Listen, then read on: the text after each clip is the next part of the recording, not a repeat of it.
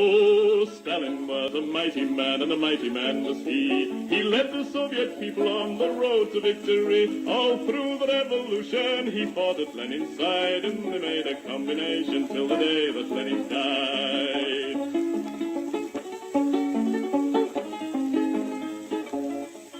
He said, come all you people, we must work with brain and hand. And then one day the Nazis came into the Soviet land. They plundered to the Volga, to Stalingrad. And then Joe Stalin said, come on, me boys, and kicked them out again. Oh, Stalin was a southerner, in Georgia he was born, where the oranges grow thick and fast and fields of waving corn. And Stalin is a farmer, his fingers they are green, and he has planted the biggest crop the world has ever seen. One day he looked upon the map and frowned and shook his head. There's too much brown and not enough green, these were the words he said. We'll have to change the weather, boys, he said, and then he smiled. So let's begin by planting trees along 3,000 miles. So Stalin rolled his sleeves up then and said it's time to start. The Volga River and the Don, they are too far apart. I think we'd better join them, so come and help me, pal, and we'll build a mighty waterway, the Volga-Don Canal. Then Stalin went into the north, and there saw rivers three, all emptying their waters into the polar sea. Now that's not right, Joe Stalin said, these rivers, they are ours. We'll turn them round and make them work and make electric power. There was a range of mountains that were standing in the way, so Stalin put his hand out and smoothed them all away. For Joe, he is determined to make the land all green, and that's the biggest project that the world has ever seen. Oh, Stalin is a mighty man, and he has a mighty plan. He's harnessed nature to the plow to work for the good of man. He's hammered out the future, the fortunate he has been, and he's made the worker state the best the world has ever seen.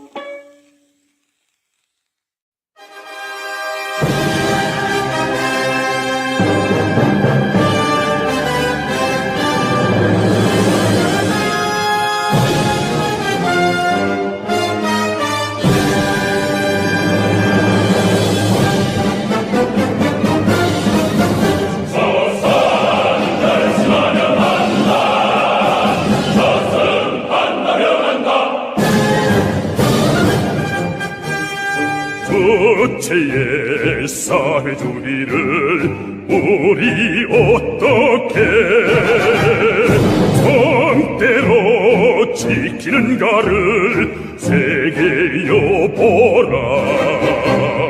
조선은 결심하면 한다. 조선은 한다면 한다. 백성의 영도 따라서 선군의 붉은 기 그 신념으로 조선은 결심하면 한다. 조선은 한다면 한다.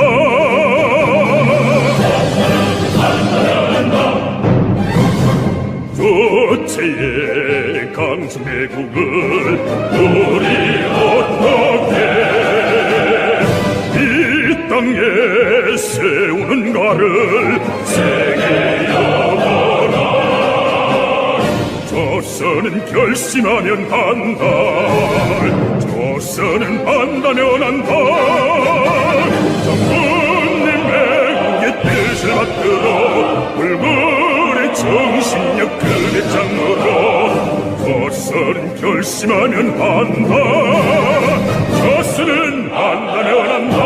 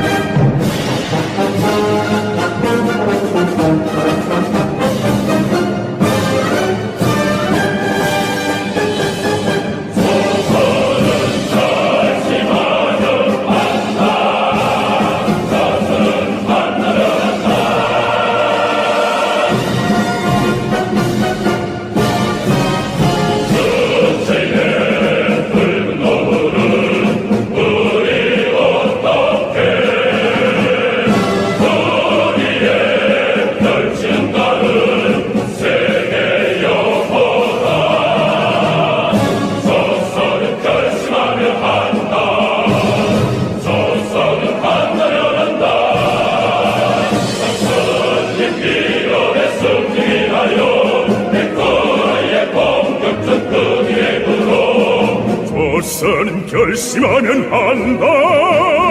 조선 한다면 한다.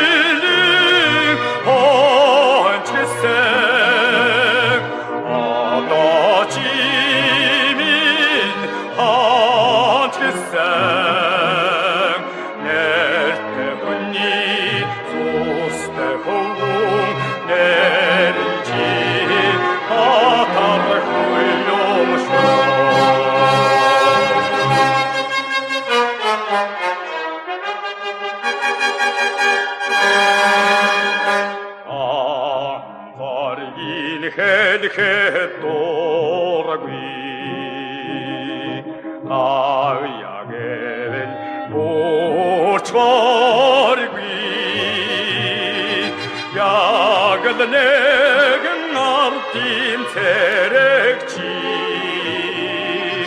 Ялтин дорогишке боцима. Оданчини очисем, одачимин очисем. Неште буни зостеховун неринчи атархуюшу.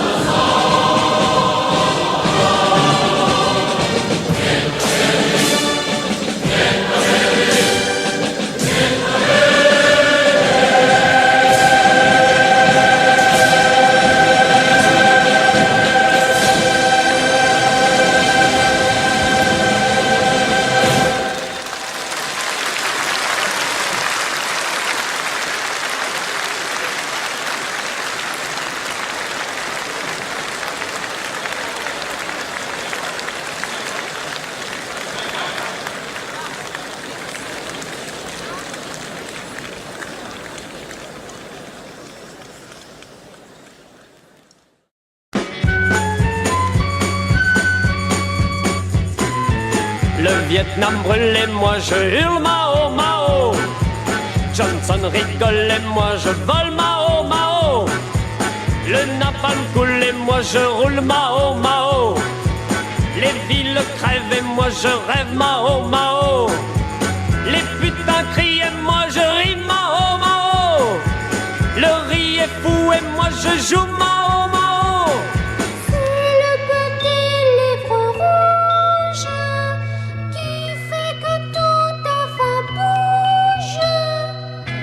L'impérialisme dicte partout sa loi.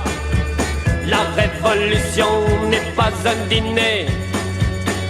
La bomba est un tigre en papier. Les masses sont les véritables héros. Les ricains tuent et moi je mue Mao Mao. Les fous sont rois et moi je bois Mao Mao. Les bombes tonnent et moi je sonne Mao Mao. Les bébés fuient et moi je fuis Mao Mao. Les Russes mangent et moi je danse Mao Mao. Diable dénonce, je renonce Mao Mao. C'est le petit livre rouge qui fait que tout enfin bouge. La base de l'armée, c'est le soldat. Le vrai pouvoir est au bout du fusil. Les monstres seront tous anéantis. L'ennemi ne périt pas de lui-même. Mao Mao. Mao Mao. Mao Mao. Mao Mao.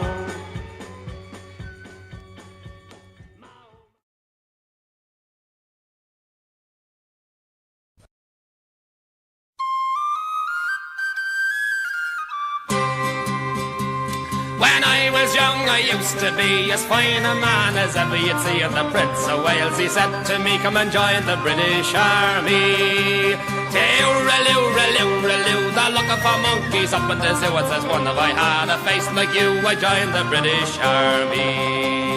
Sarah Connan baked a cake, and so for poor old Slattery sake, sure I threw myself into the lake, pretending I was barmy. Tooraloo-raloo-raloo, I've made me mind up what to do. Now I'll work me ticket home to you and the British Army. Sergeant Healy went away and his wife got in the family way, and the only words that she could say was blame the British Army. Tooraloo-raloo-raloo, me curse upon the Labour Blue that took me darling boy from me to join the British Army. Corporal Sheen is a terrible note, just give him a couple of jars of stout and he beat the enemy with his mouth and saved the British Army. Tooraloo-raloo-raloo, I've made me mind up what to do. Now I'll work me ticket home to you and the British Army.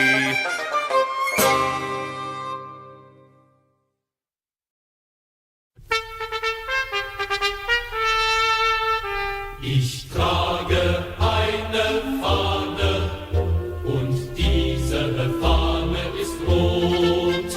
Es ist die Arbeiterfahne, die Vater trug durch die Not.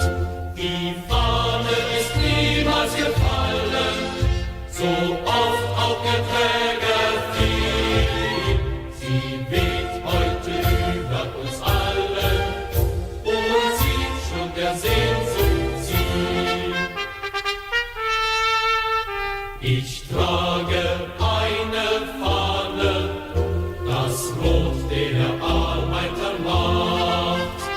Es hat die Arbeiterfahne bei Nacht mein Vater bewacht und hat sie mir früh übergeben, als Morgenrot stieg empor, dass wir sie zur Sonne heben, bei Tag in der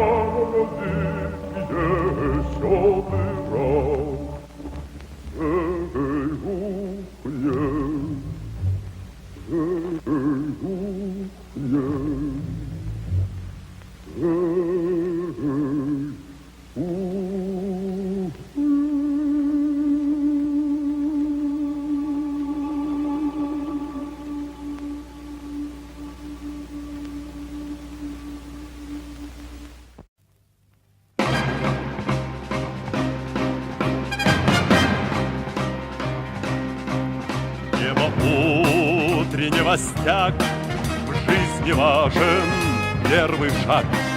Слышишь, реют над страною ветры яростных атак. И вновь продолжается бой, и сердцу тревожно в груди. И Ленин такой молодой, и юный октябрь впереди. И Ленин такой молодой, и юный октябрь впереди. Есть летит во все концы. Вы поверьте нам, отцы, будут новые победы, станут новые бойцы. Продолжает собой, и сердцу тревожно в груди. Ленин такой молодой, и юный Октябрь впереди. Ленин такой молодой, и юный Октябрь впереди. С неба милости не жди, жизнь для правды не щади. Нам, ребята, в этой жизни только с правдой по пути. Продолжает собой, и сердце тревожно в груди. Ленин такой молодой, и юный Октябрь впереди. Ленин такой молодой, и юный Октябрь впереди. Не стой, снегопад, не реке верный богат.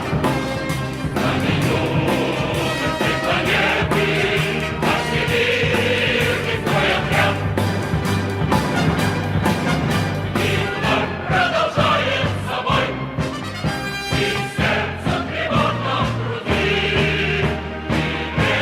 Ленин такой молодой, и юный Октябрь впереди. Ленин такой молодой, и юный Октябрь впереди.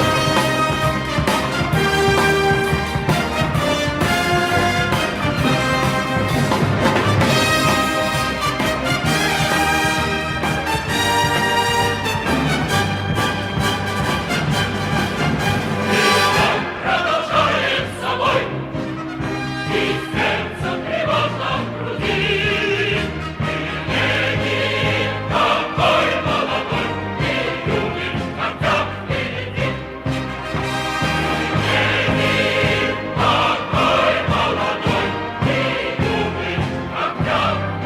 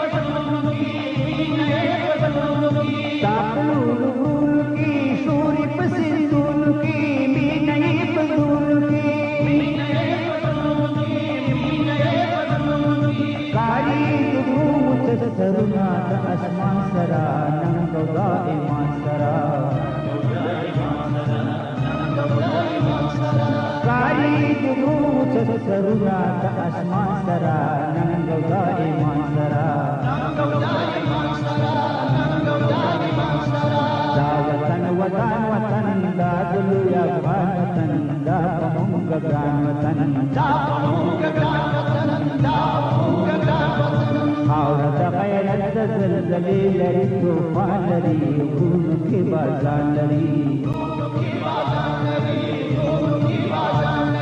khawra da khairat da zalzali lari tufan lari gun ki bazan lari Tufan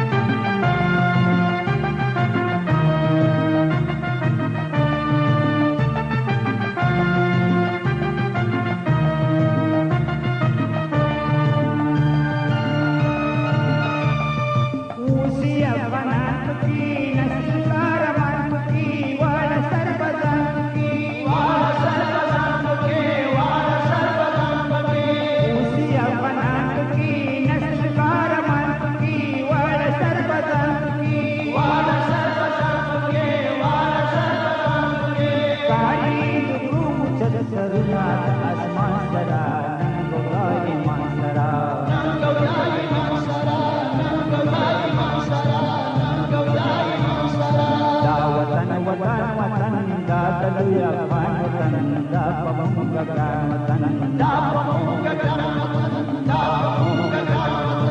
Bharat गैरत जलजले लरी तूफान लरी रूनु की बाजान लरी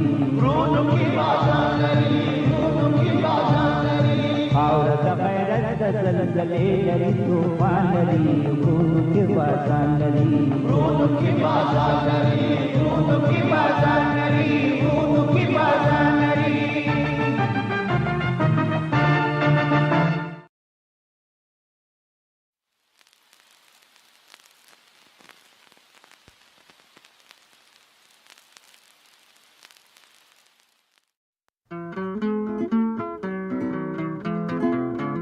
A nation once again, a nation once again, and Ireland long a province be, a nation once again.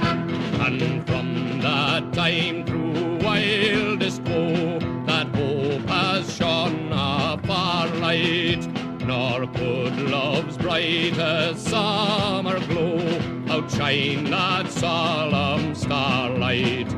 It seemed to watch above my head in forum, field and plain. Its angel voice sang round my bed, a nation once again. A nation once again, a nation once again, and Ireland long a province be, a nation once again. So as I grew from boy to man, I bent me to that bidding. My spirit of each selfish plan and cruel passion ridding. For thus I hope someday to aid. Oh, can such hope be vain? When my dear country shall be made a nation once again. A nation once again, a nation once again, and Ireland long a province be, a nation once again.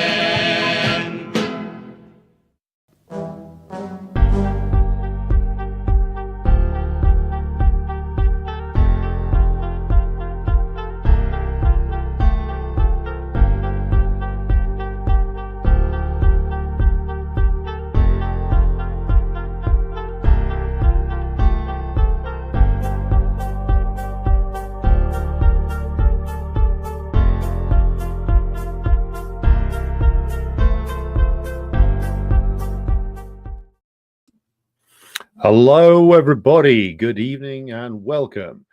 It is the evening of the 9th of January, and I come to you from a freezing cold, perfidious Albion on this fine evening, which is rather bitingly cold in a way that is uncharacteristic of most of the places in this foul and fair Isle of ours. So you will forgive my slip out of formal attire into a sweater this evening because, well, it is cold here, comrades, and we, unlike our Russian brethren, we are unused to such things.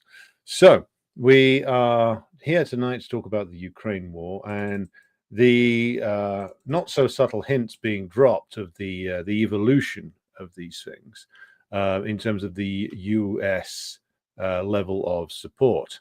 Now, this comes at the same time as the US imperialists and their allies, or vassals, if you prefer, are holding their regular Ramstein meeting, where they're making a lot of big announcements about all the great things they're going to be giving to Zelensky. Zelensky turns up looking like a guy in a middle of what can only be described as a cocaine-induced fugue state. That man has been on a bad trip for at least 3 years now. So the Washington Post and New York Times have been covering this and have been dropping some not so subtle hints about where this is going. Now, the New York Times, especially, has been again not putting the admissions in some articles that are meant to be sort of bigging up the war or bigging up the, shall we say, support system for Ukraine or the Ukrainian regime. And they're making this big thing in this article, which I'll share on the screen with you now, about how much amazing support Cyprus is giving to them, is giving to Ukraine, which is a bit of an odd thing to boast about, but more on that later. Now, the boasting about the assistance from the Cypriots comes, of course, from a US outlet, but it related to how they've taken Cyprus away from being a nation that was relatively close to Russia in the past. Certainly, it's where a lot of Russian and Ukrainian capitalists kept their money. But the overwhelming feeling you get from reading this is that this is a big cope. So towards the end of the article, we get the following admission. With the possible drawing down of support from the United States in a second Trump administration, securing assistance from even more countries like Cyprus is crucial for Mr. Zelensky's war effort, just as it is to maintain support from as many countries within the contact group as possible. So that in itself is a rather strange paragraph, given that you're spending the time talking about the contribution of Cyprus, which, of course, under the Makarios presidency back in the day, was a member or was close to the non-aligned movement. Now it's something which is wholly controlled. This is southern Cyprus, wholly controlled by US imperialism and British imperialism as well. We're going to have a program coming up on Cyprus pretty soon with a Cypriot comrade, so stay tuned for that one. But the admission there that basically that the Trump administration does indeed have some kind of plan, such as it is, to draw down the engagement level of the United States from the level it is at the moment. And the rather transparent aim of Trump is to dump this responsibility on the Europeans, including the Cypriots, and edge away from it.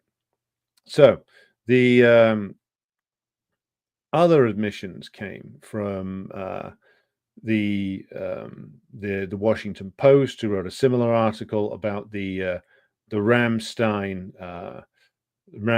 conference, and it was almost written in the spirit of like a retrospective and a fearing of what will happen, because if there is some sort of plan from the Trump administration, it will be not along the lines of just dropping the whole thing and publicly walking away, but of just slowly changing the level of engagement that they have in terms of the aid packages, in terms of the military and financial support for the Ukrainian regime, and get that levered onto the Europeans, then slowly walk away and concentrate on other things, mainly trying to cripple the growth of China. 20 years too late for that, guys.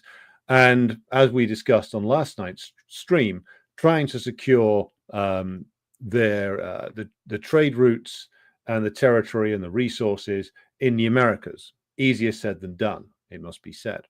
So the Washington Post and New York Times are kind of in mourning regarding the Ramstein meeting. They're treating it almost as if it's going to be the last one of these, and who knows, maybe it is. These meetings may well come to a close. Hence the retrospective nature of a lot of the reporting and the mournful tone in the New York Times. Now, the other thing to take note of is, of course, the situation on the battlefield itself. Now, the situation on the battlefield has, again, to return to a theme we have visited a lot in recent weeks, the situation on the battlefield is looking pretty damn dire for Ukraine. Let's start off, and I'm just going to share this map with you now. Let's start off with the situation around the Kursk incursion. So we zoom out here. This is the live UA map. This is a pro-US mapping organization. So any gains that they show for Russia must be pretty much indisputable. So you can see here we have zoomed into the purple patch, which is the extent, the farthest extent that the Ukrainians can claim to still control within the borders of pre-2022 Russia. So you can see here that they are down to essentially one built-up area, which is the town of Sudza, and the rest of the area they occupied contains some small villages, pretty much one major road, I think, and the rest of it is countryside. So this is going to be very hard to hold on to. There was an attempted Ukrainian counterattack earlier this week, which seems to have petered out and been, well, pretty much brutally defeated by the Russians. So this attempt to relieve the besieged forces in what I'm going to call the Sudza pocket appears to have failed. So that's going incredibly badly. There are rumors swirling around inside the Ukrainian leak channels that Zelensky himself is obsessed with holding this piece of territory until Trump has been inaugurated. Now, bear in mind, whenever somebody says, "Oh, Zelensky's obsessed with this," I always ask everybody listening to this or watching this to remember that Zelensky has no independent agency. Zelensky is a pure puppet run by a team of scumbags from London and Washington, and they tell him what to do. And he's probably in such a blasted state these days that they could tell him that up was down, black was white, and if he stepped off his balcony window, he could fly, and he would probably believe them. He has to believe the promises of his handlers, because if he doesn't, then, well, he might start to think about the position that he's in, and that might lead him to take a step off the balcony, because really, that might be the easiest way out for him. Now, we go down here to places like near Severodonetsk, and you can see here from the map that there's pockets developing in the front line where essentially the Ukrainians risk being pulled into a cauldron type situation. So you can see here from the area around Bilgorovka, there's a extensive pocket there, in the middle of which is the town of Siversk, and you can see the Russians are bombing along the front line there. There's fighting at the contact line. We can see there on the map also the notorious Bakhmut, which was taken by the late Prigozhin and the Wagner group. Now, you can also see where the bomb symbols are on this map, the various different places where the Russians have been heavily shelling or carrying out air attacks. Now, if we look here, and if you're listening to this on the audio version, I'm just going to put a link into the map so you can follow along with this. You can see here the town of Slavyansk, which was, of course, very famous 10 years ago in the initial uprising, and Kramatorsk. We've mentioned these before. That's because these are big or much bigger urban areas. You can see that Kramatorsk has an airport at its location. And you can see the front line here slowly creeping towards both of these places. So you can see up in the north, near Zakha Erikna, the front line creeps forward. You can see in the south, up above Bakhmut and Soledar, that the front line is creeping ever further towards Slavyansk and Kramatorsk. Now, if we zoom out here, we can see that these are like I think these are the last two big areas that remain under Ukrainian control with significant defenses. So if these two places fall, then really is game over. I mean, it's game over anyway, but it'd be game over in the Donbass in a way that can no longer be denied. And it'll be a devastating defeat when that happens. Going further down the road here, you can also see further advances. You can see there Velika Novosilka, another slightly more built-up area, again with an airfield close by, also under heavy bombardment and being surrounded by the Russians.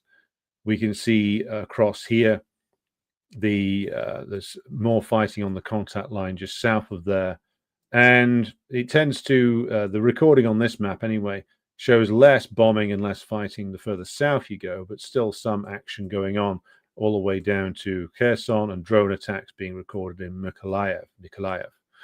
So the situation here, you can see that most of the intense fighting, if you zoom out on this map, you can see that most of the intense fighting is still taking place along this line of contact in and around the Donetsk Oblast, the Donetsk People's Republic. And it is clear that the Russians are targeting Slavyansk and Kramatorsk as the key objectives here, and taking those would effectively destroy what was left of Ukrainian resistance in this area. Certainly, that's what it appears to my rather untrained eye. So clearly, the situation for the Ukrainians, or really in reality the NATO side in this, on the battlefield in the Donbass and in the Kursk incursion, is incredibly bad. And at the same time, you've got these organs of the US establishment saying over and over again, in not so subtle ways now, that this is coming to a close. They all know it's coming to a close. Again, you look at even like ultra-reactionary journals, even like the Wall Street Journal, even like the Financial Times, where the ultra-reactionary bourgeois are constantly spouting off their opinions. They know it's over as well. It's just a matter of the fact that they don't want to admit it, but they are subtly admitting it to their readers. They're getting ready to let their readers down lightly, I hope anyway. The only question is what happens next.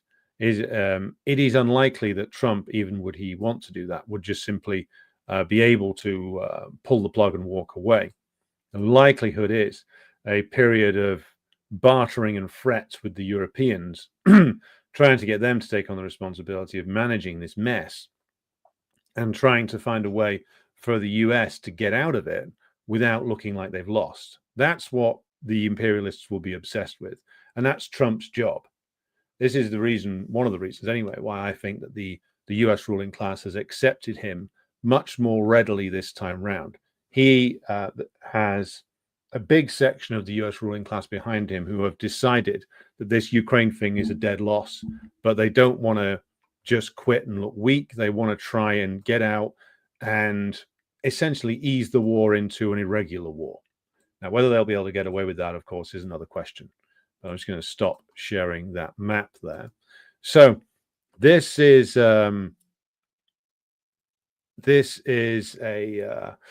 clearly going to be a disaster. Clearly going to be severely damage the NATO as an organization in terms of its credibility, if its credibility isn't shot to shit already.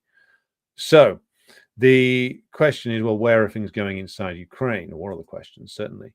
Now, I received a very interesting email from an anonymous source inside Russia, who frequently or semi-frequently contacts me on the email address.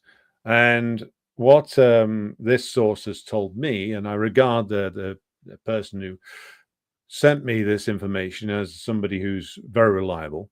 Now, the TCC, which is the Ukrainian press gangs, which I am told from information provided to me by this same source that the TCC, I've mentioned this before, started their activities all the way back in 2007 to 2008. So they were preparing press gangs from almost 20 years ago to get themselves to this point. But what the information I've been given says that there are around 80,000 men in the press gangs in Ukraine. And that figure is not verified, but it could well be the case that they have that many, because if you're looking to mobilize hundreds and hundreds of thousands of unwilling men, you're going to need a big number of guys to do it. Now, apparently, a lot of them, these press gang members, have seemingly seen the writing on the wall, and that there is now what my correspondent calls a sizable exodus of thousands of these guys, and that some of them are fleeing Ukraine to Romania and are sending their families on ahead. Now, why would they be fleeing this particular sinking ship now? Well, first of all, if the ship sinks, there's going to be an awful lot of recriminations inside the country that is now known as Ukraine. And no, I would suspect that other than Zelensky himself and the elite around him, nobody is more despised inside Ukraine than the press gang men. So if the regime's going down and they can see it's going down, because these are guys who, the information I have from the Ukrainian leak channel says that the press gang men are a fairly privileged layer. Some of them have paid big money to be in that position and not be on the front line. They're getting out now before things get so bad that they're all drafted and sent to the front. That's what it seems to me. And the other reason why they're getting out now is that if the regime falls, they'll be the first ones that people look for to string up from the nearest lamppost, because these guys are despised and hated. So they're getting out. And another piece of information that this correspondent sends to me is that apparently many of these press gang guys are getting ready to try and flee to Russia. Now, that makes sense in a strange way, because my bet is that a lot of these guys who are in these units aren't committed ideological Ukrainian fascists. They're opportunists, cowards, scumbags, people who would serve anybody, really, if the price was right. So why not flee to Russia? Why not slip over the border? Most of them, in fact, probably all of them, speak Russian. So they think, well, why not just slip into Russia and blend in? And maybe some of them have been given missions by certain intelligence services as well. But I would bet that most of them are just going to run the fuck away, try and disappear into Russia and never come back, and hope that they're never tracked down. I can only hope that some of them at least are found by the Ukrainian working class and put on trial for their crimes. But the fact that these guys who are in they're more close to the inner circle of the regime are trying to get out and looking to send their families away, sell their property, get out, tells you that people in the loop know what's coming, and this is going to be turning very bad soon. I suspect that what will happen is the press gang men will be told eventually they all have to go to the front, regardless of how much money they've paid, and they know that moment's coming and they're running away. Or they fear that the Russians are going to launch some kind of major assault which will cause things to crumble. I don't think that myself. I mean, this is just speculation on my part. I think that the Russians will continue their very, very slow advance across the territory of Ukraine, or what was once Ukraine, in the manner they're doing it now. I don't think they need to go any quicker. I don't think they need to destabilize the situation with regard to the NATO countries any more than it is already. The NATO countries know that they've lost. The only question is now, how do the Russians want to settle it? So there you go. So looking very, very bad on the battlefield for the NATO side, looking very, very bad in a way that apparently the inner circles of the regime can tell it's bad, and looking like it's going to come to a close at some point soon. Now, I will reiterate what I've said before when it comes to potential endpoint. I don't think there's going to be a signed treaty between Putin and Trump. I don't think there's going to be a signed agreement by anybody. I think that what's going to happen is the Russians will advance as far as they want to, draw a line, and then where that line is drawn, a tacit agreement will be reached. Tony Blinken said in an interview recently, and this is quoted, I believe, in the New York Times piece, that the Ukraine might have to give up their territories that they have lost right now at this moment. So even Blinken knows very well that Ukraine's not getting any territory back, though he doesn't want to admit just how bad it's going to get. But it's going to get much, much worse. So in the end, the the conclusion that will be drawn will be dictated by the Russians. The U.S. imperialists will never acknowledge their defeat. They will simply say that, well, we don't acknowledge any of this. We still recognize the government in exile. But what you'll be left with is a Western Ukraine that will prove that will be left by the Russians, because I don't think they have a serious need or a want to go all the way up to the Polish border. It doesn't really gain them anything by doing so. It doesn't even if they absorb old Galicia into NATO, doesn't actually put NATO resources or weapons much closer to Russia than they are already. They will have obtained their objective of stopping the NATO forces from placing short to medium range missiles in the far east of what was once Ukraine. So the Russians will dictate the outcome. The US will tacitly accept it whilst publicly objecting to it. And the Europeans will have a meltdown and be left with a bandera statelet on their borders, which is mired in debt, totally corrupt, and filled with armed gangs of violent psychopaths. And the rest of Ukraine will, well, the middle part of Ukraine will probably survive as a pro-Russian state, albeit in a much reduced fashion. So that is where things stand at the moment. That's the prediction I will continue to make, is that there will be no formal peace declared. Nobody wants to. Well, the Russians would take that deal if one was made available, but one won't be made available.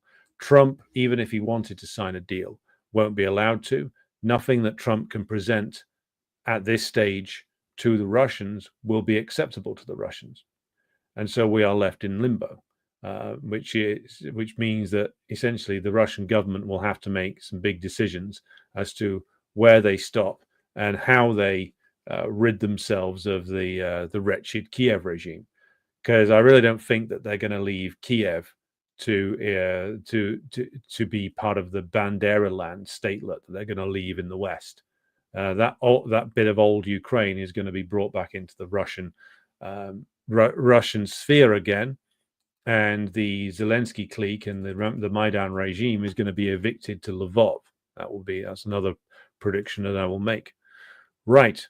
So, incredibly bad news for the NATO side there all round. Acknowledgements from the bourgeois press in the United States that this is all going to be over pretty soon.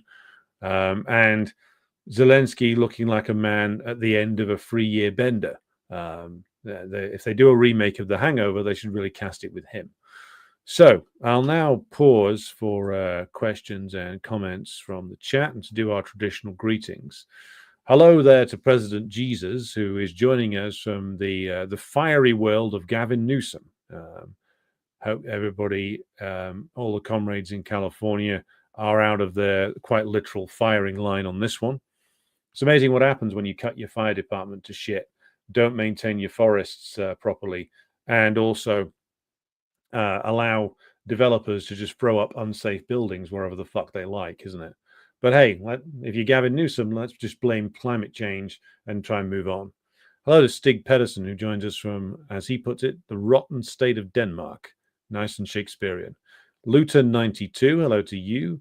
Luri Faxenslist says, greetings, comrades from Mordor, also known as Sweden. Hello to Victor. Hello to Crow Feather. Hello to Yuan out there in Phoenix, Arizona. Hello to Burhav, joining us from, well, he's a fellow resident of Perfidious Albion. Hello to T.L. Orker, Comrade Ian Foster, Robert Svoronich, who joins us from reactionary Staten Island. Is there a progressive side of Staten Island, Robert? Do let me know. Never been there myself. Hope to go there someday soon. Beju, good evening to you, comrade, and good evening to Comrade Davy, who joins us from the future Workers' Republic of Wales. And hello to CE, joining us from NATO-occupied Sweden. Southwest Garbo, hello to you. Hello to Vera, hello to Mr. Chopin, and I acknowledge your request for a playlist of the intro songs and will respond in due course when I do a refresher of them. Hello to Munis, who joins us from NATO-occupied Denmark. A lot of A lot of Nordic comrades joining us tonight from NATO-occupied countries. Keir Starmer is with us. Sir Keir, would you care to comment on the Jimmy Savile scandal? Why are you so keen on defending sex offenders, Sir Keir? Do reply in the comments. Keir, we'd love to have you on the program. Why don't you come on and we can discuss your days as a Trotskyite or back when you were a student? At the same time that you were apparently a British intelligence asset. British intelligence asset, Pabloite, Trotskyite, all goes along together. Keir, come on the program. We can have it out. We can talk about it. Let's talk about what variety of girdle you like to wear. Let's talk about your amazing past as a persecutor of Julian Assange. Let's talk about how much time in prison you really deserve for all your crimes. Or we can just have banter. We can talk about your I'm sure entirely sincere love of Arsenal Football Club. I'm sure that we can have some bants about it. Let me know. You know my email address. Well, if not, you can ask MI5 for it. I'm sure they've got it by now. Rentier Oligarch, hello to you. Nush82, good evening to Jenny, moderating for us tonight. And we also have Kent, hello to you. Rentier Oligarch says, significant portion of California's water supply is controlled by the Resnicks, a billionaire couple, a so-called public-private partnership, i.e. e.g. looting the taxpayer. They also donate significantly to the IDF. Classic American bourgeois, then. Making their money off pure parasitism and donating to colonial endeavors. Michael, hello to you. And you're responding to the Nation Once Again song by saying, a nation not yet. Indeed, indeed. The British occupation of the 6 counties of the north needs to be removed and Ireland must be reunified. Arnold, hello to you. Good evening to my comrade Lee, who joins us. And Keir Starmer has logged on to the wrong stream. Yeah, he's supposed to be on the stream done by Wes Streeting on Instagram. Though that might get a bit embarrassing as well, Keir, because it seems pretty obvious he wants your job. That's why he's got all the ex-Trotskyites out shilling for him. We've got some Mahapralaya Avatara. Hello to you. Hello to Comrade Jawad joining us from Dorset. Hello to Christopher Rogers out there in the Hong Kong Special Administrative Region of the People's Republic of China. Hello to David King. Hello to Sid Hatfield. C. Bolt. Hello to you. Stephen Cunningham, who says, what can Trump offer Putin? Nothing. Not very much of anything at all. That's true. A weekend at the at Trump Tower. That's probably the best offer he's got. Bok Precision, hello to you.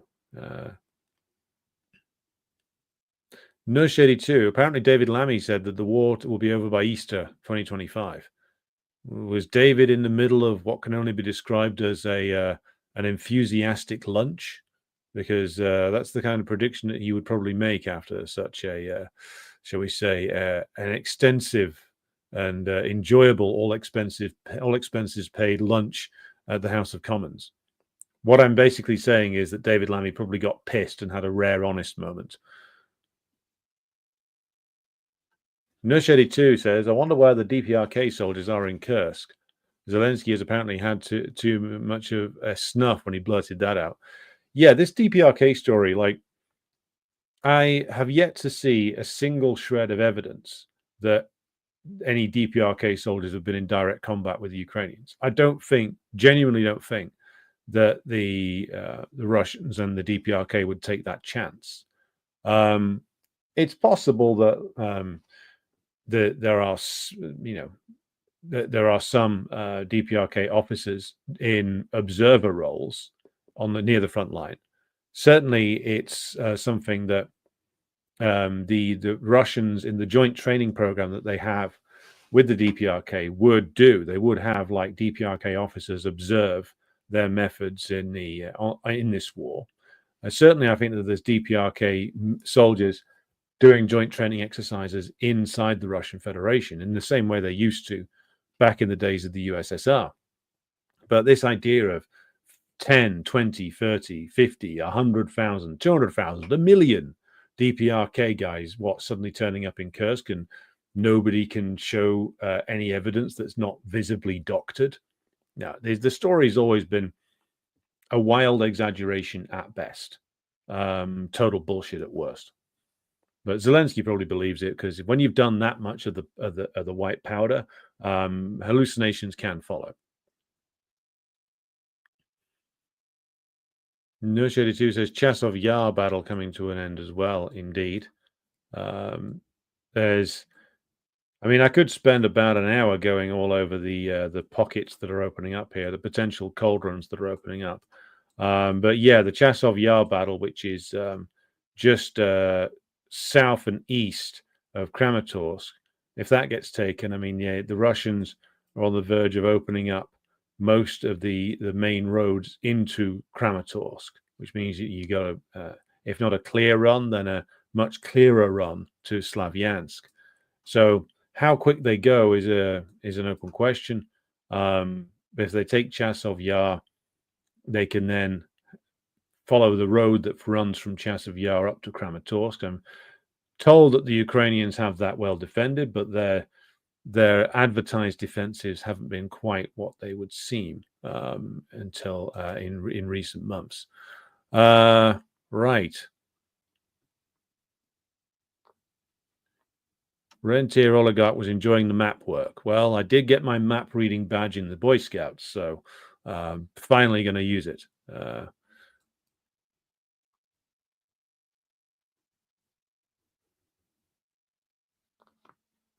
Keir Starmer is now informing us that Musk has just shared a tweet saying Maduro has kidnapped the opposition leader.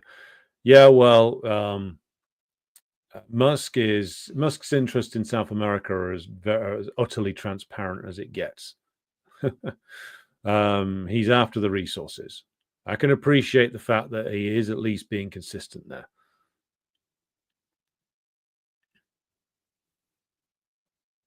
Right. Jenny says, I don't understand how MAGA didn't notice the difference with Trump 2.0 and much more obvious friendly reception by the elites. People don't want to notice things when they are emotionally invested in something. This discussion's been had on the Telegram channel between American comrades over and over again. Look, some of these MAGA people now, they're basically in the same place that some of the leftists were with Obama 10 years ago.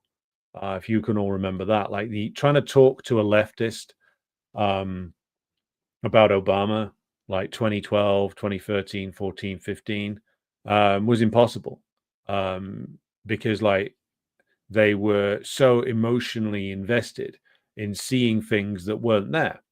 And now many of them who were initially enthusiastic about him, and I'm proud to say I never was, but many people who were initially enthusiastic about him got disillusioned and dropped away. Some, though, just doubled down on their commitment and just got crazier and crazier about it and refused to listen to any criticisms because, oh, he's been let down. Oh, he's been betrayed. Oh, he's suffered from the evil, nasty Republicans being racist to him and all that excuse making you got for Obama. The MAGA people are now doing the same thing with Trump. Oh, he's been misled. His party's betrayed him. His cabinet's turned against him. They're stopping him being radical. They're stopping him being the real Trump. The real Trump would have done this. He privately thinks this, etc., etc. He doesn't really want to do this. It's the same cope. It's from people who are on the opposite, well, the nominally opposite end of the scale, but they've invested emotionally in this thing called MAGA, and it's been completely subordinated to the needs of the US ruling class, just as it was always going to be. And Trump has bent himself into a shape pleasing to at least the powerful faction in the US ruling class. So there's no opposition to him now. Not really. He's now completely turned himself into the dedicated and loyal servant of the tech oligarchs in the US ruling class, and that's where he stands now. And the working class MAGA people are getting scammed in the same way that the working class who voted for Obama got scammed. Eventually, they're going to work it out. If they're going to work it out, then they need the truth that only Marxism-Leninism can bring to them in terms of understanding.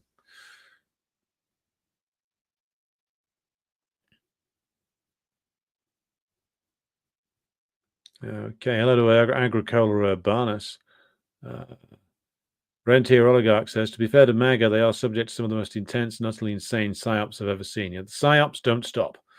And same with leftists as well. They are incredibly propagandized. Sid says, considering the personnel problems Ukraine is having, I'd have to imagine a lot of foreign mercenaries make out their armed forces day by day. Yeah. I mean, there was that story recently about the French trained, is it a battalion that essentially tried to desert en masse, even when they were on the in the training ground. Like the French had to essentially double their guard at their training facilities because so many of the Ukrainians were trying to run away. And it's not a surprise; these are guys picked off the street by the press gangs and thrown into the army. And now the that battalion has been sent into combat. Many of them have just surrendered or deserted or both. And so, in terms of foreign mercenaries, I mean, I'm probably going to do some work on this, trying to establish the numbers. But it's got to be a lot. I mean, you read the numbers, like at least 10,000 Poles have are either on the front line or who have rotated through it. There's a lot of evidence that there's many more Brits than the British government is ever going to admit to, including serving soldiers or until recently serving soldiers.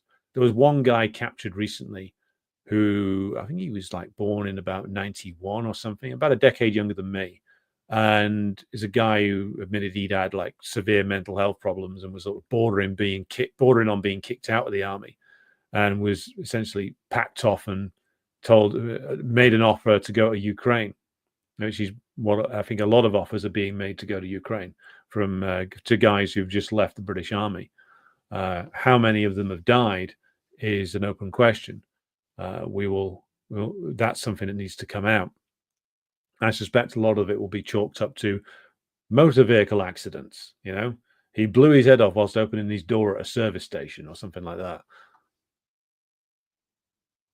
Jessica says, with reference to the press gang men trying to flee to Russia, Russia won't have them. They check every Ukrainian and send many back.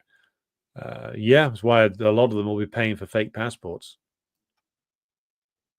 Alan Smith says, Ukraine reminds me of the last days of the Confederacy. Well, I think it was Armchair Warlord on Twitter who made that comparison. I think there are certain comparisons to be made there. Certainly, the role of the Europeans was similar in some respects because, like the Brits in particular, were looking to exploit the situation. They were looking to bleed the northern United States, bleed the Union states, and weaken them to destroy what the Brits saw as a rising power that could compete against them. It didn't work in the end. And part of the reason it didn't work is because the large sections of the British working class rebelled against it in favor of the abolition of slavery, even though it cost them money, which is the reason why there is a statue of Abraham Lincoln in Manchester. Nurse82 says, according to Kellogg's statements, it is obvious that no agreement can be reached between Trump and Putin. Yeah, there's nothing that Trump can offer. Even if Trump wanted to offer something, I think Trump, if we're going to be fair, would probably just accept most of what Putin demanded. But Trump can't accept that. His own cabinet wouldn't. His own party wouldn't. The various bits of the security and intelligence establishment he wants to keep on side wouldn't either. So what you're going to get is the compromise, which is the US slowly backs out, trying to turn this whole thing into a guerrilla war, and Trump just stops talking about it, and then they move into new territory, shall we say? Again, increase the aggression against the Chinese. Last days of the Third Reich, says Pittsburgh Dude 87. Wonder who'll play a coked up version of Zelensky in the Ukrainian version of Downfall. Well, I'd say, 10, 20 years ago, I would have said Ben Stiller and his most challenging roles.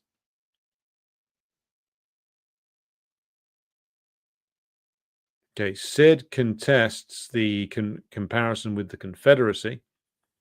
Interesting. Feel free to tell us your reasons, comrade.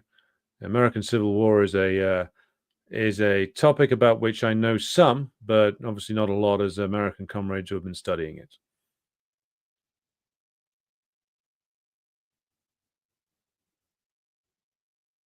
Sid says, I think Trump imagines he's going to somehow come in and bluster and threaten per usual, and it's all going to be another great deal for the Donald.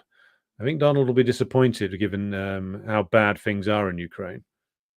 Nehat says, Ukraine becomes a lesson to countries around that region, Georgia, Romania, Poland. People are realizing there is no future with imperialism. Georgia certainly has woken up to it. Romania, given that given the election rigging that they've engaged in there, to keep even this guy who there's no real threat to certainly Romanian capitalism or even imperialism. He's just critical of a certain policy. The Romanian population seems to be becoming restive. Poland is much less stable than the Polish compradors want to portray it as being, and much less, the Polish masses are much less keen on this war than either the out-and-out reactionaries or the pro-EU liberals in Poland are. So Poland, yeah, the masses will be getting restive soon. Alan Partridge would make a good Zelensky in any future films, says Arnold. You mean Steve Coogan? Yeah, I wouldn't trust any British actor to play it. They'd all want to play him as a hero.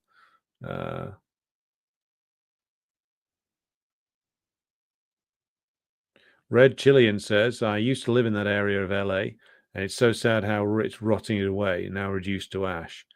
Well, this is what they do. I mean, this is late stage imperialism in action in Los Angeles. Now, I need to read more into like the causes of the fires, but you don't need to just apply this to LA. I mean, it applies to so many areas in the United States where, like, you have tiny islands of wealth surrounded by a vast expanse of poverty, and that's what's going on in LA and so many other places, which the American ruling class are quite literally just leaving these places to rot. That's why I said on the stream last night, like, the American ruling class can't even keep the lights on in large areas of its own country. So how on earth are they going to incorporate areas like Canada or Greenland? They're not. They're just looking to asset strip these places and cast them aside when they've done with them. That's all they're interested in. Yeah, where's Kamala Harris's slave labor firefighting force? Wasn't that supposed to solve all these problems?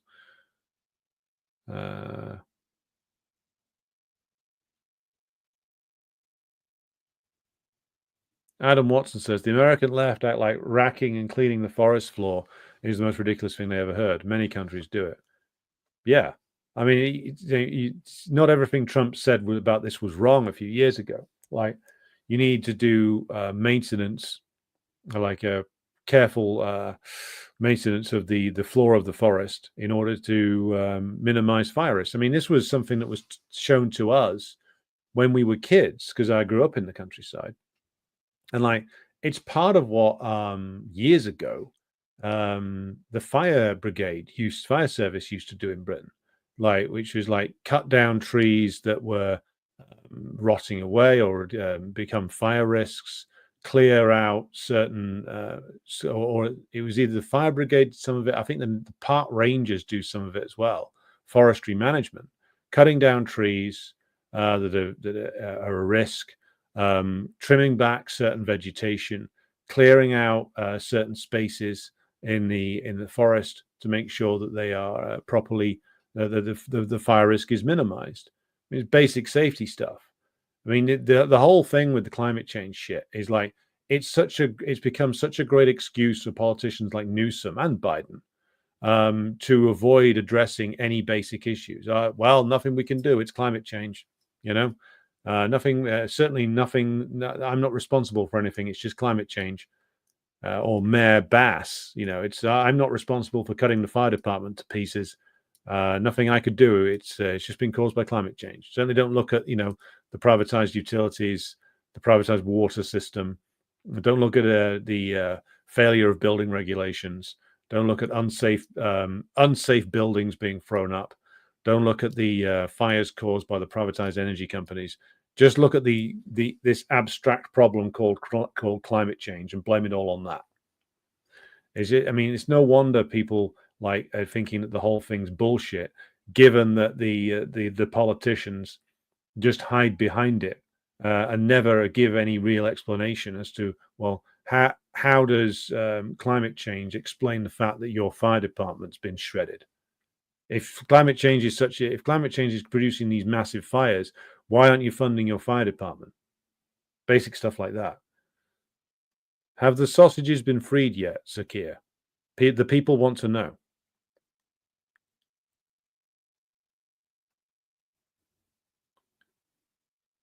Borge Boy says, I think the DPRK could be operating DPRK artillery pieces that could explain why there isn't any evidence they are operating far from the line of contact.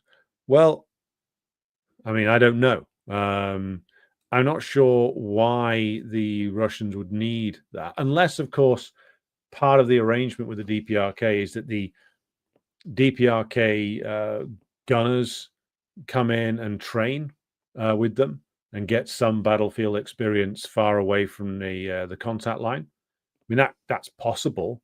I don't see that the Russians would need it, but if you wanted your units to get some combat experience, but not in a direct way, I guess having the DPRK men come in and train on artillery, or essentially run artillery pieces, that might be a way of doing that without getting too much attention. So it's possible. I don't know though. Unlike certain other channels, I'm not going to pretend that I do either. Yeah, in response to David King's comment, yeah, some kind of half-assed coup has been tried in Venezuela, and apparently it's failed already. Like, these guys, they're not sending their best. But given Trump's transparent agenda in South America, they're going to try again pretty soon.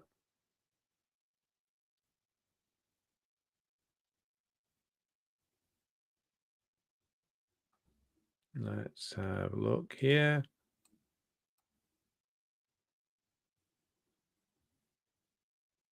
Sid says MAGA is just a brand. That's what they've bought, a brand. Yeah. Fundamentally, all bourgeois politics is just branding, utterly empty.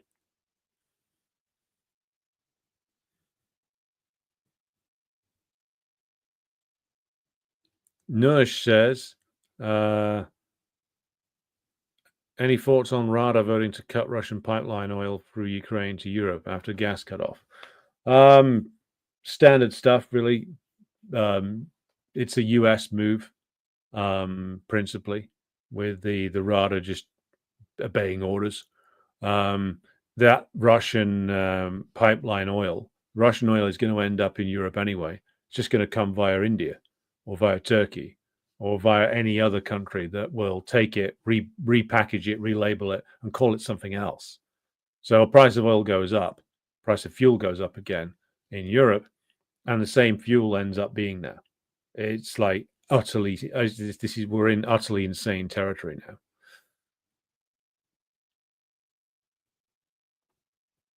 Kiwi Corner 888 says, MAGA is original Ronald Reagan slogan. The same man that sold out the United States, working people with trickle-down economics. Interesting. Sid says, I believe the Confederacy fell apart on one part because of being strangled by attrition, but largely its soldiers deserted and began going home by 1864. Many of them saw that they were being used by the wealthy planter class and were neglecting their families on the home front for a lost cause, which wasn't their cause, largely. Interesting. Could we get an interview with Polish comrades in the near future? I'll work on it. Certainly. Be an interesting one to do. Martin says, I'm from Denmark. Because of the Greenland situation, I hope that our politicians are slowly waking up to the fact that the failing US empire is a destructive force in the world. Don't bank on it, Martin. Look, Mette Frederiksen is no more of a leader than Keir Starmer is. These people aren't leaders. They're just servants of the bourgeois. Starmer is that. Friedrichsen is that. We're going to need to remove these politicians, all of them, left and right, before things can even start to move forward. Remove the current political leaders and remove ourselves as a whole from NATO and the EU. End both systems. That's just as a starting point.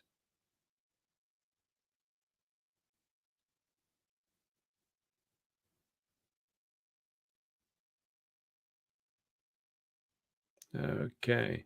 Jenny says the US government must be tried for criminal neglect. Fair point. That'll only happen with with an overthrow of the current regime now. Morgan says, on movies, entertainment, and depictions of Zelensky, I can see this war being one that Hollywood will give a wide berth to. No one's going to want to tell a story of this one. Well, nobody in the West, certainly. I would be interested to see what films the Russians ultimately produce about this, because there'll be an awful lot of heroic episodes for them to make films about. But I would be interesting to see.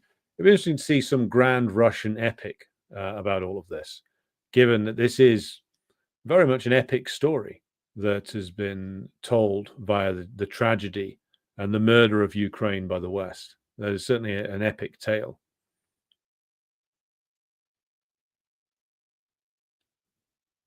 Alistair Page McGill says there might not be any proof of DPRK troops in Ukraine, but is there any proof that they are not there? Says the Liberal. Indeed, indeed.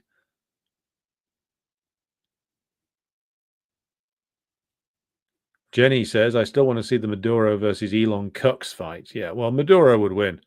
Maduro's a tough guy. Looks like he looks after himself as well.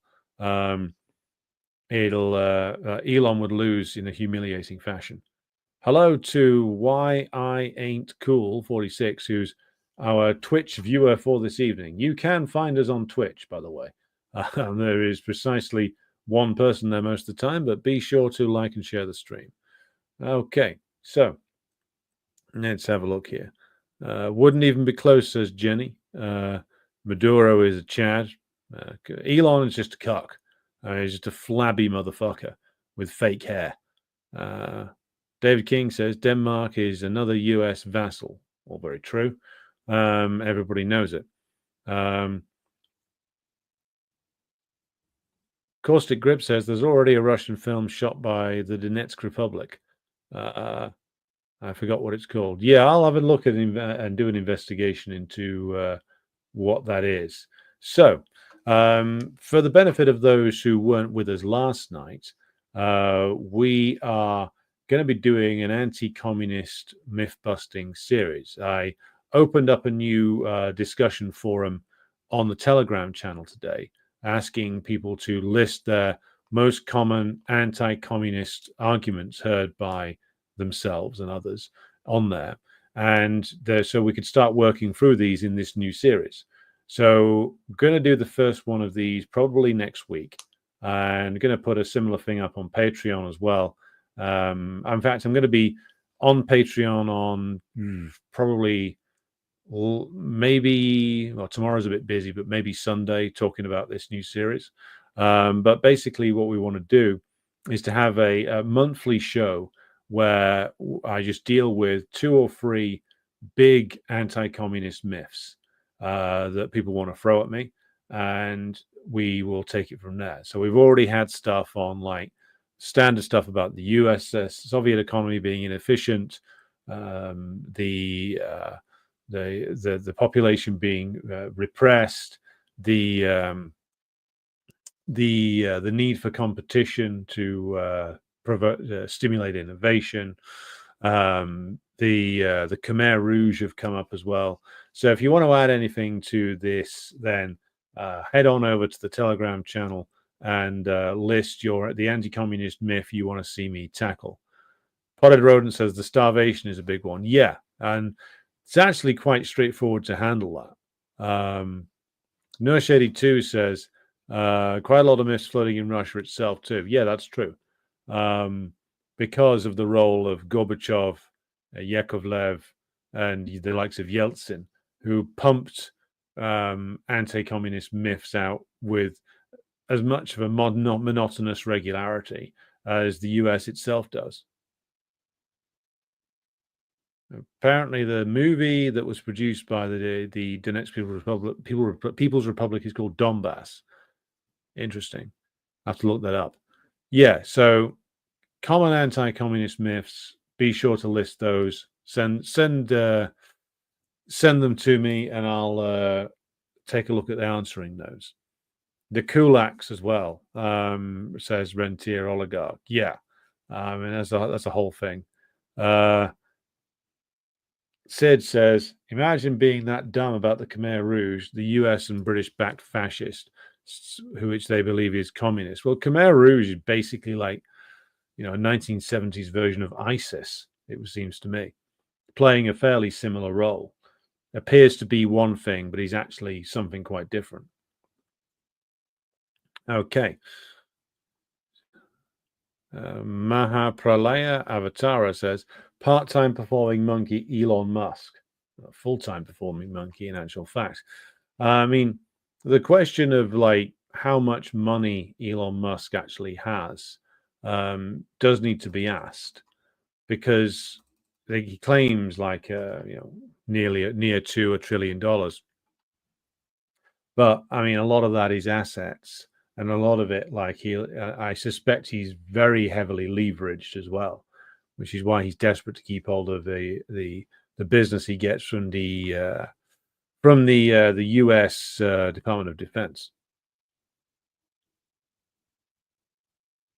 Okay, so we are hitting the hour mark here. So I'm just going to announce what's going on tomorrow. We are doing our regular program with our comrade and friend Kit Clarenberg tomorrow. That's going to be a recorded show, so that'll be out later in the day. And I'm also doing another live stream tomorrow on bad Western Marxist takes, and that's going to be on with Morbid Symptoms Media. Please join us for that. That'll be live on this channel as well. So 2 programs coming up for you tomorrow. And at the weekend, I'm busy. On Saturday, we have an important meeting, a Communist Party of Great Britain Marxist-Leninist meeting over in Scousland, which some of you in this chat will probably be at.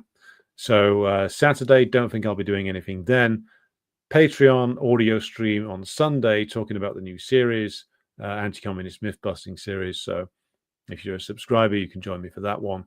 Probably back with a more regular stream on Sunday evening, time allowing. So please join me for that. So I will see you tomorrow in one form or another. Please join me for both programs then. Until then, thanks everybody who supports the program on Patreon and Buy Me a Coffee. And I give special thanks to those who've supported this endeavor for a long time. None of this would be possible without your assistance. And I'll be back with you again very soon. But until then, here's some music.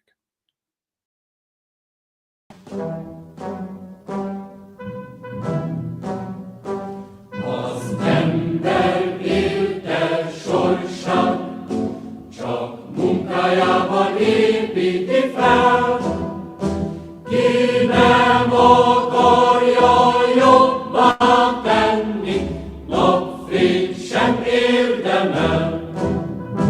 Ha minden munkás dolgozó együtt vérünk harcba jön, bátor összefogással a lánc lehull, szabad lesz majd a jövő.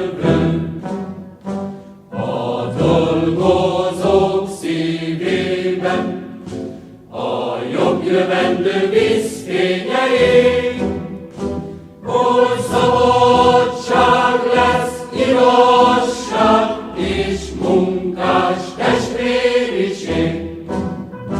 Ha minden munkás dolgozó együtt vérünk harcba jön, bátor összefog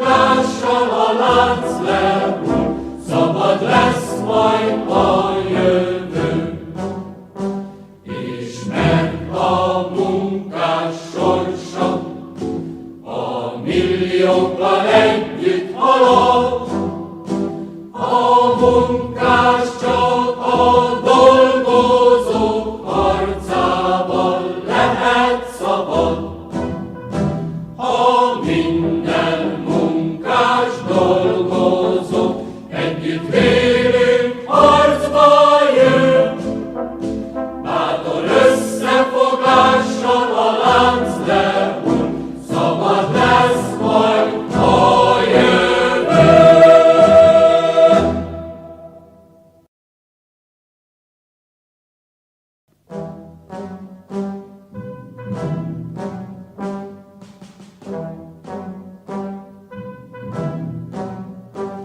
Az ember élte sorsát csak munkájában építi fel, ki nem akarja jobbá tenni, napfényt sem érdemel.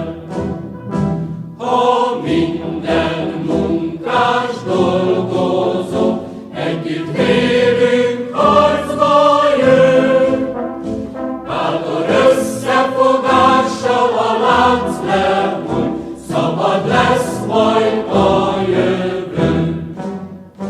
A dolgozók szívében a jobb jövendő vízfénye ég, hol szabadság lesz, igazság és munkás testvériség.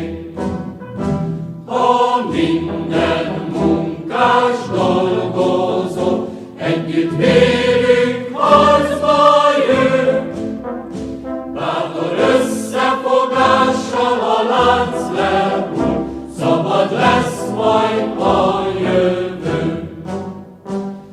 Ismert a munkás sorsa, a milliókkal együtt halad, a munkás csak a dolgozók harcában lehet szabad. Ha minden munkás dolgozó együtt vélünk harcba jön, bátor összefogással a lánc lehull, szabad lesz majd a jövő.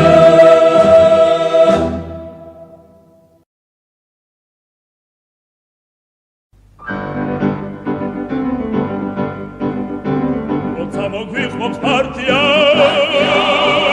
აგუგუნდებამ ხაბარი მამულს შეძირო სიცოცხლე ყველა ჩვენგანი მზად არის